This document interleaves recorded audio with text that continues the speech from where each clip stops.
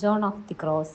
3 മക്കൾക്ക് ജന്മം നൽകിയ ശേഷം അമ്മയെ നിരാലംബയാക്കി പിതാവായ ഗോൺസാലസ് ഈ ലോകത്തോട് യാത്ര പറഞ്ഞപ്പോൾ കുടുംബം പുലർത്താനായി ഒരു ആശുപത്രിയിൽ രോഗികളെ ശുശ്രൂഷിക്കുന്ന ഒരു ജോലിയിൽ ജോൺ പ്രവേശിച്ചു. ഒപ്പം പഠനവും തുടർന്നു.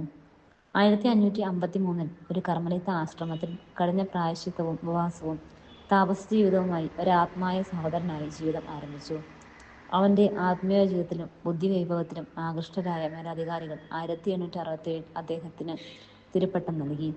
അതിനുശേഷം കൂടുതൽ താമസ ജീവിതം നയിച്ചിരുന്ന കർത്തൂസ്യൻ സഭയിലേക്ക് പോകാൻ ആലോചിച്ചുകൊണ്ടിരിക്കെ സ്ത്രീകളുടെ കർമ്മലിത്ത സഭാനവീകരണത്തിൽ ബദ്ധശ്രദ്ധാലുവായിരുന്ന ആവിലായിലെ വിശുദ്ധ അമ്മ ത്രേസ്യ പുരുഷന്മാരുടെ കർമ്മലിത്ത സഭാ നവീകരണം എന്ന ആശയം ഇദ്ദേഹവുമായി പങ്കുവച്ചു.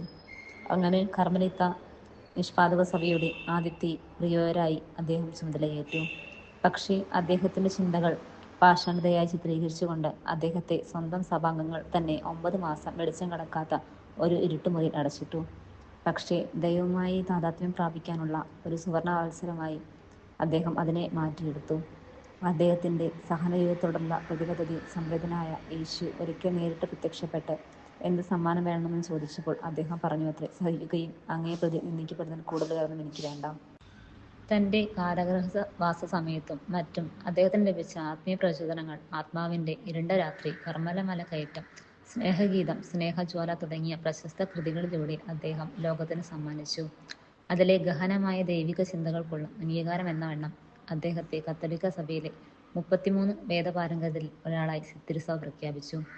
1591 സ്വർഗീയ സന്നിധിയിലേക്ക് യാത്രയായ അദ്ദേഹത്തെ 1675 വാഴ്ത്തപ്പെട്ടവനായും 1726 വിശുദ്ധനായും ബെനഡിക്ട് 13 മാർപ്പാപ്പ അൾത്താരയിലേക്ക് ഉയർത്തി. ആമേൻ.